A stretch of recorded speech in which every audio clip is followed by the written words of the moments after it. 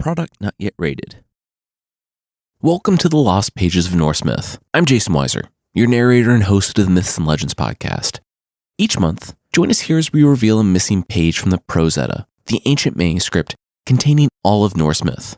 It's whispered that these lost pages tell the story of a mysterious god from a distant land and his young son as they embark on a perilous journey across the Norse realms. I present now the second lost page, Odin and the Knowledge Keeper.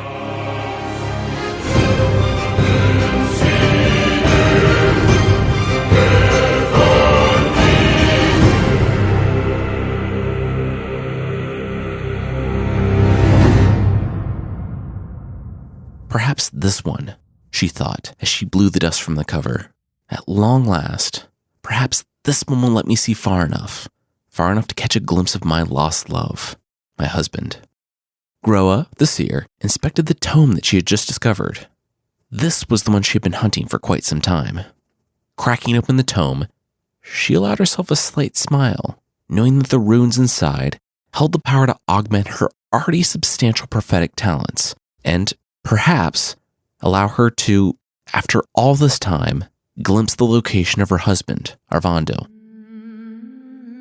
Groa's search for her lost husband had been ongoing now for some time. Already a gifted seer, she hoped to lengthen the scope of her sight by hunting down and collecting tomes of arcane wisdom. She had traversed the realms, hunting for such tomes, each one full of ancient knowledge. And, with each runic passage spoken aloud, her powers of sight did grow.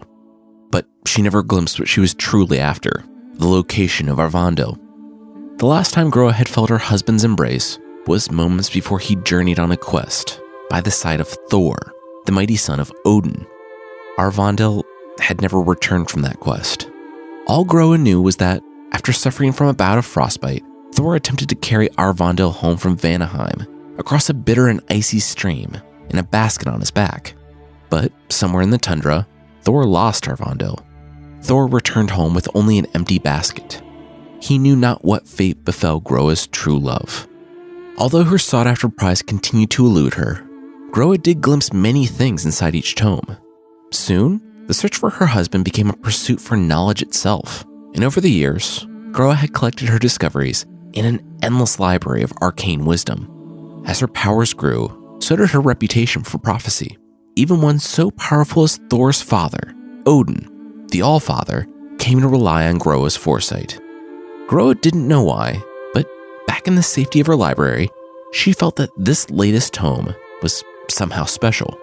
Her prophecies had grown to allow her to see longer and farther than anyone before or since, and she felt this latest tome would surely tip the scales of her talents to allow her to see what she so desperately desired. And now that she held it in her hands, she could crack it open, recite the runic incantations inside, and claim the tome's power for herself. Groa lifted the book's cover and spoke the runic phrases aloud, her voice echoing with lingering hope and divine magic. As she spoke the runes aloud, she shut her eyes tight, her mind flooded with images. But the whereabouts of poor Arvandel didn't come with the flood. Instead, Groa grimaced as her mind raced with horrible, disastrous visions. She saw the worlds plunge into a bitter 3-year winter. She saw the sky split, and the realms began to tremble and quake. She saw a horrible terror emerge with a flaming sword, and an enormous, beastly wolf rampaging across the countryside as he grew to consume the very sun. She saw the deadliest of monsters and the worst of gods at each other's throats. And, in the events leading up to it all, she also saw a pale, white ghost from a distant land and his young son, somehow intertwined in this terrible prophecy. Back in Asgard, realm of the Aesir gods, Odin's remaining eye twitched. He felt the ripples of Groa's prophecy come crashing across the realms. Ragnarok, Odin whispered to himself with a tremble, and then, lifting himself from his throne, the All-Father hissed, Groa.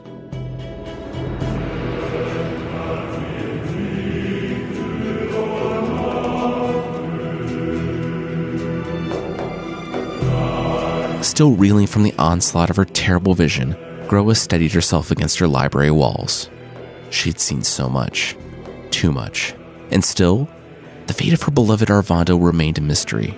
How can this be, she lamented out loud?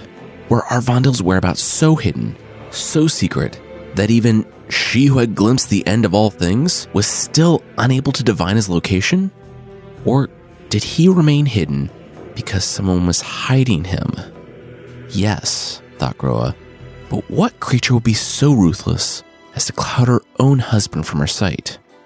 Groa didn't have time to wallow in a revelation for long.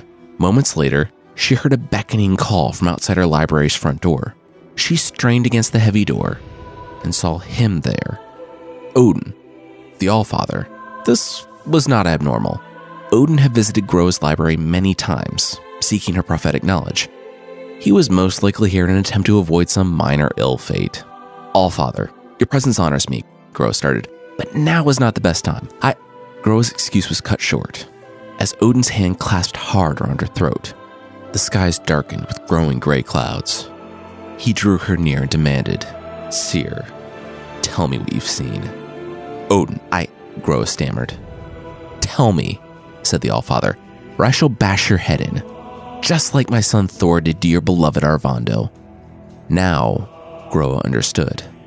In all of her travels, and all her collections of arcane wisdom, the reason she was still yet unable to glimpse the fate of her husband was because Odin had used his enchantments to conceal his death at Thor's hands from her sight. She struggled against Odin's mighty grip, defiant not to tell him of her visions of Ragnarok, or of the strange god from another land. But it mattered not. With a smile, Odin tightened his grip and took Groa's knowledge, her runes, her vast library, and her very life for his own.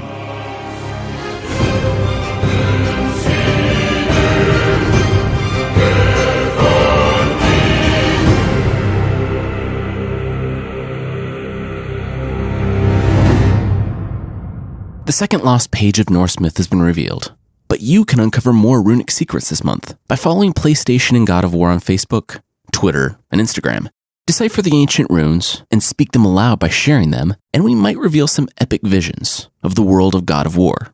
Now, stay tuned for a behind-the-scenes chat with God of War's creative director, Cory Barlog, and Matt Sophos, story lead, on the power of runes and building the runic language for God of War's ancient Norse worlds.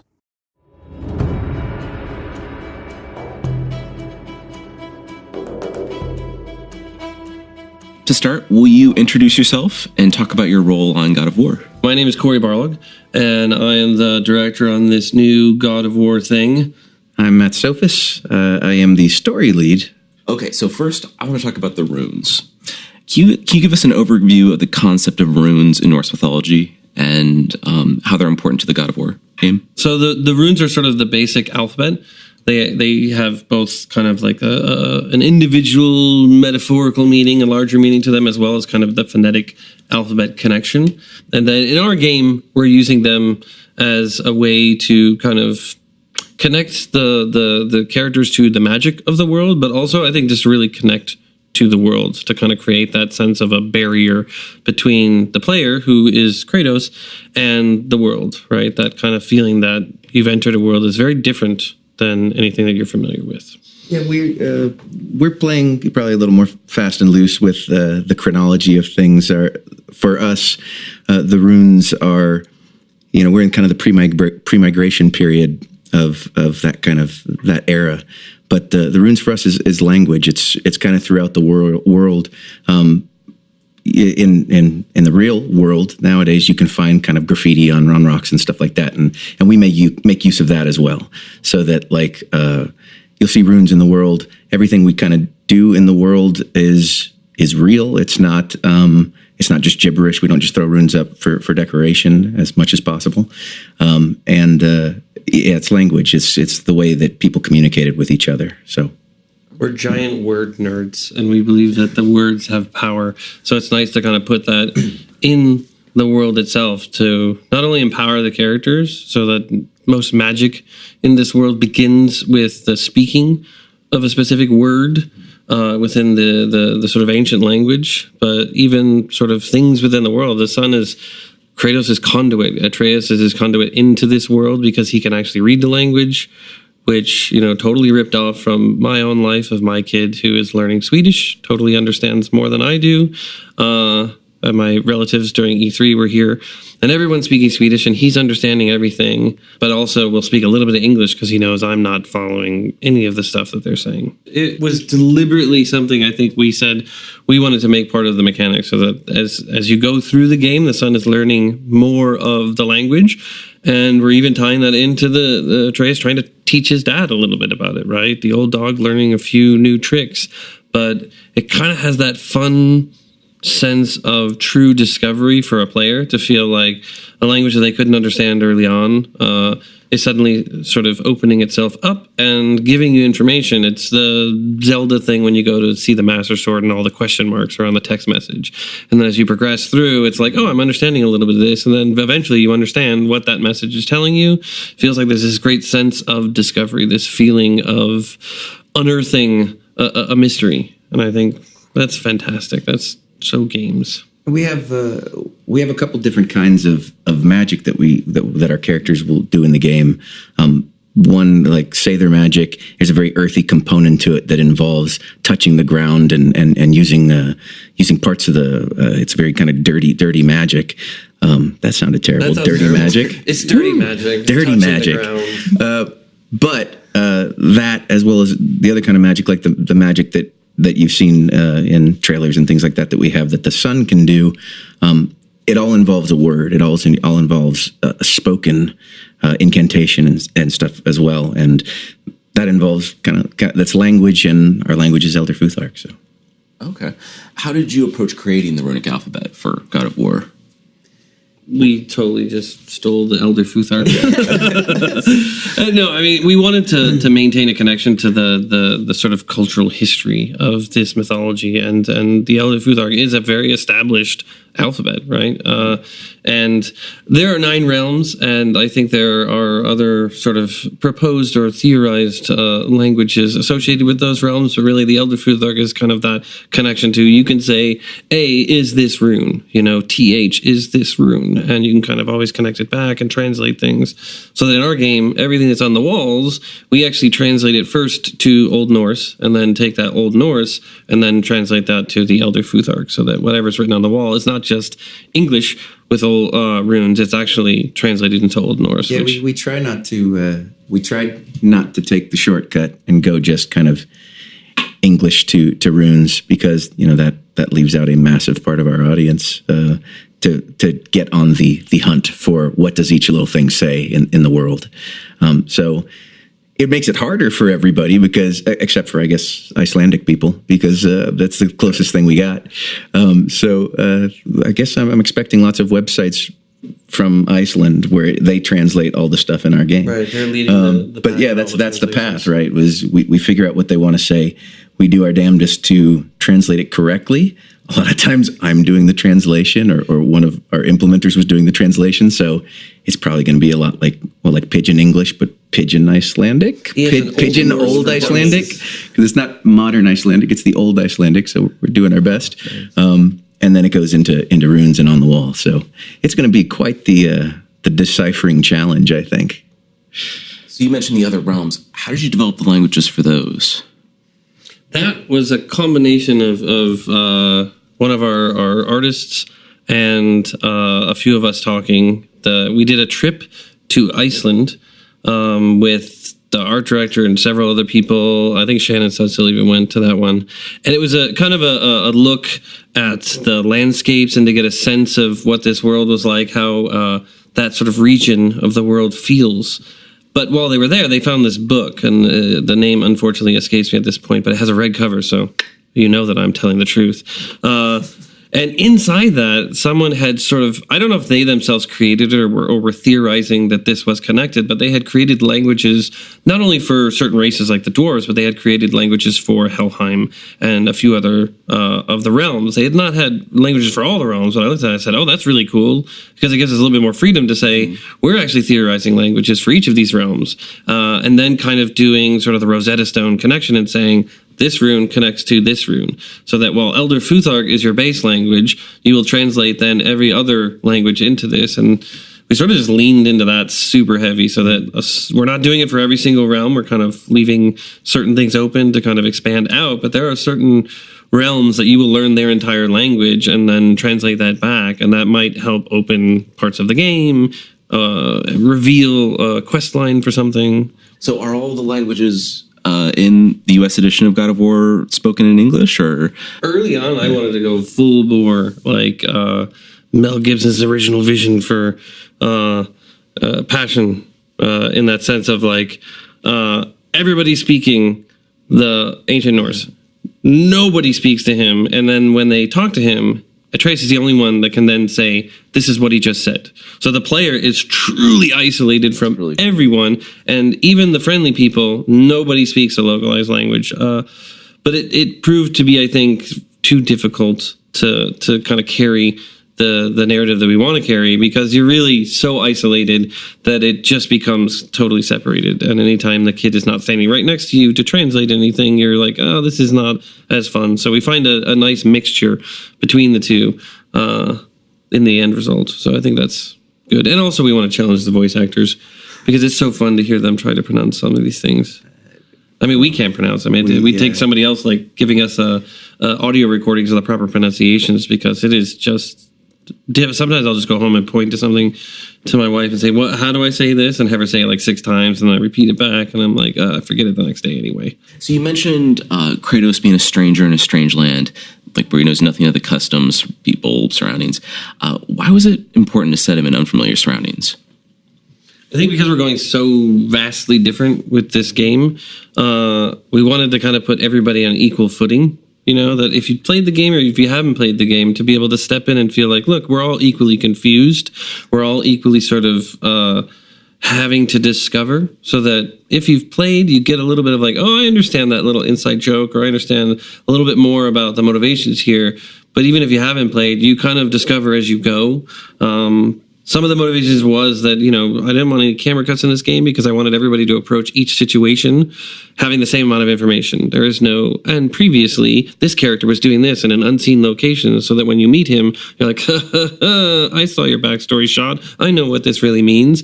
You have to just take every situation on its face value and then read into it. You know, I was watching reaction videos from the trailer for E3 this year, and it was funny the number of people who doubted the intentions of the serpent at the end of the trailer. So it's like you watch that and they're like, you know, oh, this is the boss, and then he wants to help us. He wants to help us. What?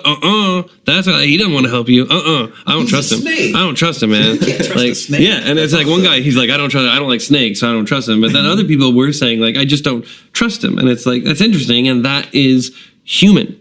That is when you meet somebody for the first time and you are in the situations that they're in, which is, there's a 50-50 shot it's going to be hostile. In fact, in this world, it's probably like a 70-30 shot that the confrontation is going to be hostile, right? Valhalla Rising has a great sequence where he meets that group of people, and you know, there is a huge possibility that that's going to end in a fight, and then they end up like, let's drink and eat together. And it's, you know, that it could have gone both ways at any point in that confrontation.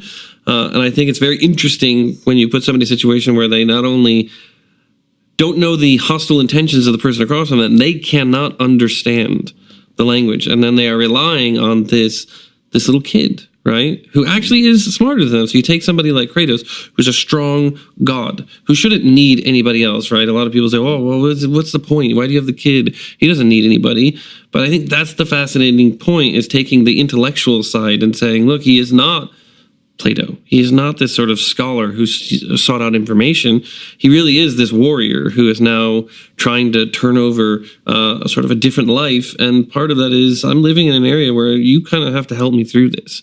Someone else has to be the strong one, but a strong one in a different way, right? And then you got to start wondering, is he telling me the truth?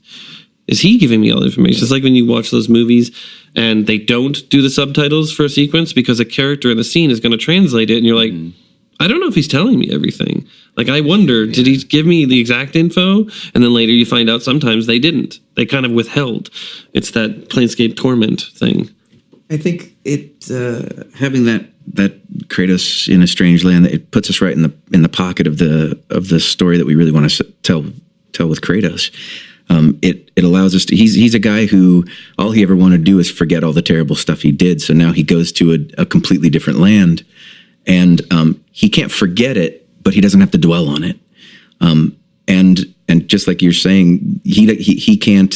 He doesn't necessarily know if something that someone is telling him is the complete truth, or it's the complete if it's the complete story that they're reading or whatever. But it's a flip on Kratos, because Kratos has his secrets, and so there's a lot of interplay between telling half truths, I think.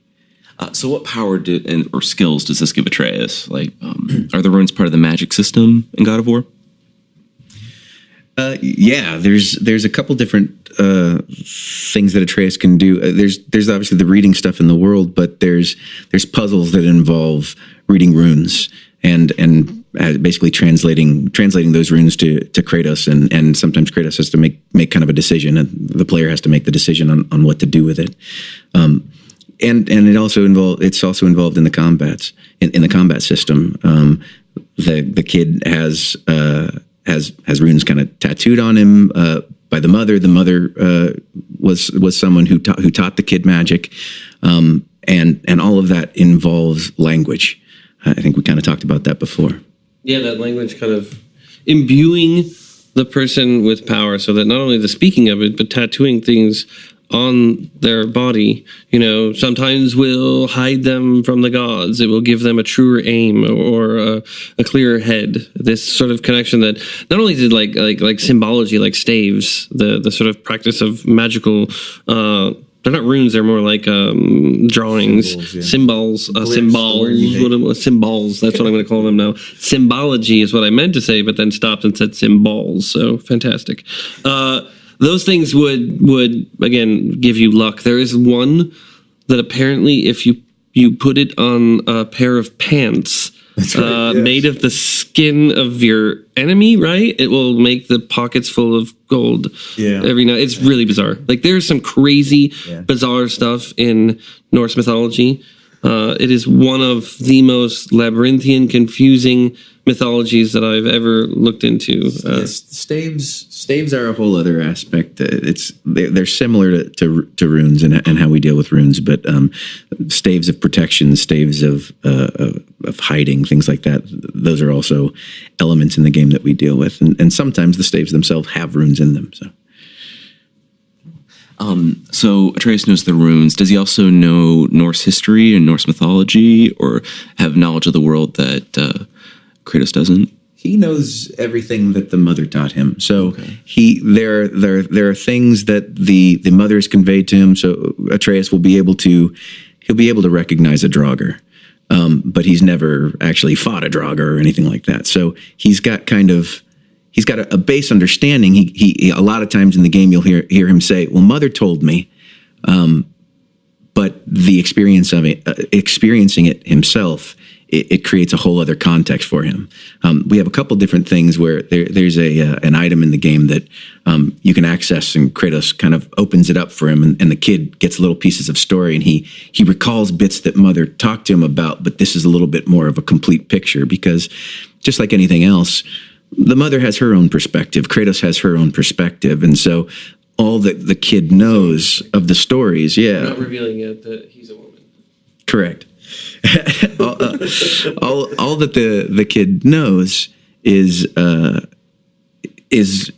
what all that the kid knows is what the mother has taught him, right? It's that coming of age of the child, where fantasy meets reality inside of fantasy, right? That he knows the world through stories, through the limited teachings. They are these sort of esoteric concepts, these fantastic stories told by firelight. But as he then leaves the protection of his forest, he has lived for his entire childhood in a very small bubble in this forest. They've never ventured beyond because they were very safe in this one area.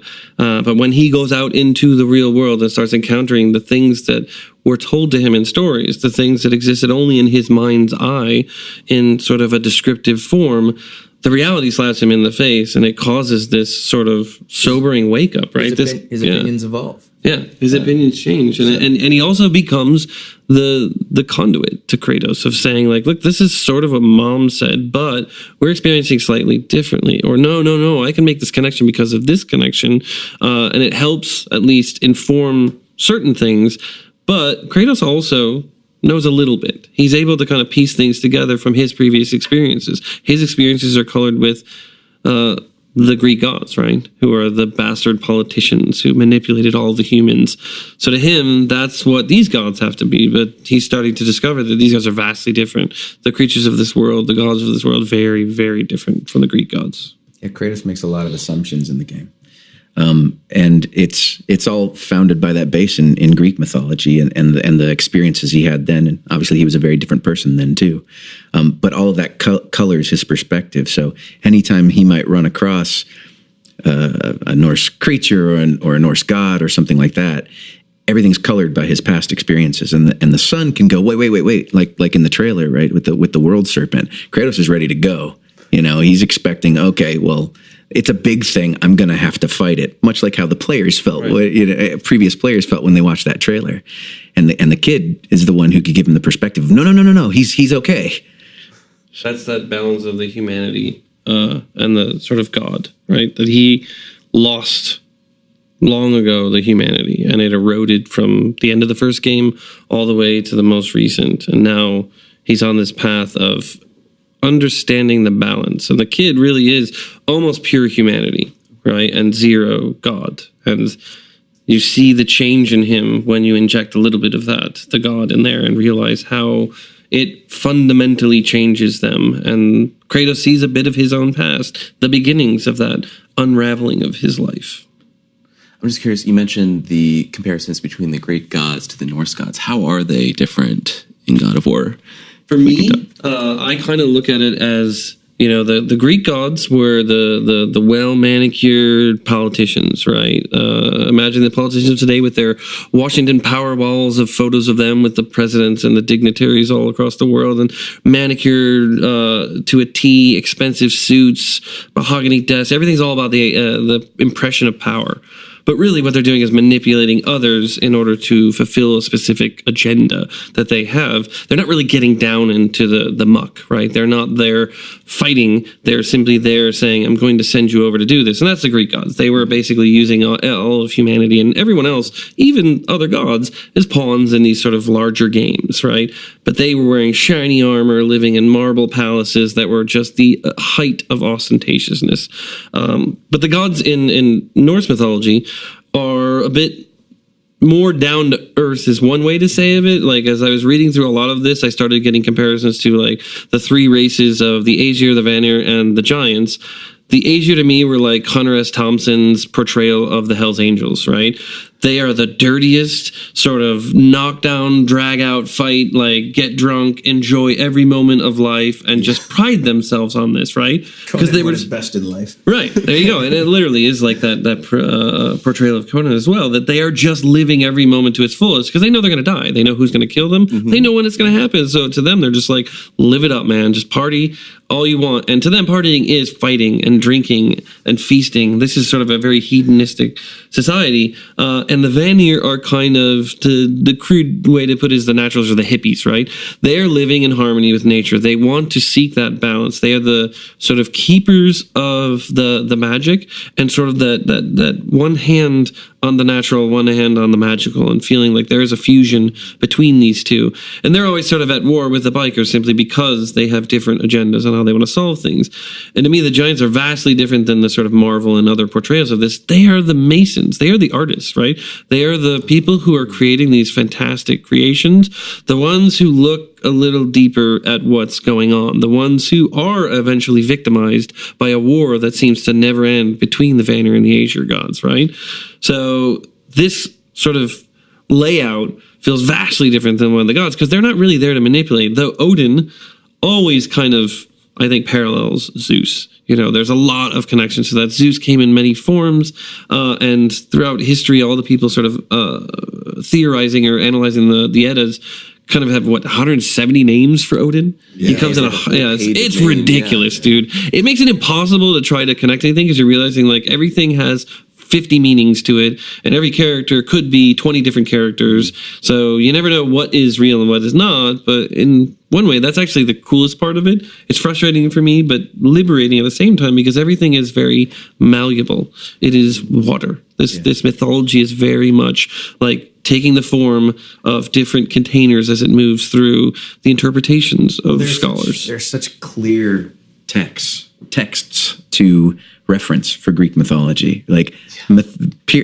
text from the period of time, whereas what we have for Norse mythology is essentially 600 years after the fact, or actually I think even longer than that after the fact. Through different cultures. Yeah, filtered through different cultures. I think, the Prose Edda, all that kind of stuff. And through time, right? Through time. Also the sort of trying to eliminate paganism. Right. There was a lot of Christians who were changing the mythology. Prose Edda was written by a Christian. Or like the wedding of Thor, where it's like they put him in a dress. Yeah. That's a good one. Was that the one where he dresses up in a dress to get the hammer back? Yeah. It's just, this is just filled with bizarre moments like that when you, I don't know, it feels like part of it is a bizarre sense of humor, sort of a very dry sense of humor of like injecting their witticisms within this, but then the others where you're just like, Loki turns into a horse to have sex with another horse to distract him in order to then give birth to another horse, which they give to Odin. It's like that. My favorite is the tying the balls to a goat story. Oh, the balls to a goat is very good. That's a classic, right? Like, that's the symbology that I was talking about. Nice. Good callback. Cyclical. Okay, so wrapping up, how can players prepare ahead of time? Should we be studying Elder Futhark, and are there Easter eggs hidden in the game? I don't know about early preparation. It's fun to read about these myths, but it's definitely not necessary because everything we do kind of will be explained as you move through the game. I guess bone up on old Icelandic. Yeah. Learn conversational ancient Icelandic.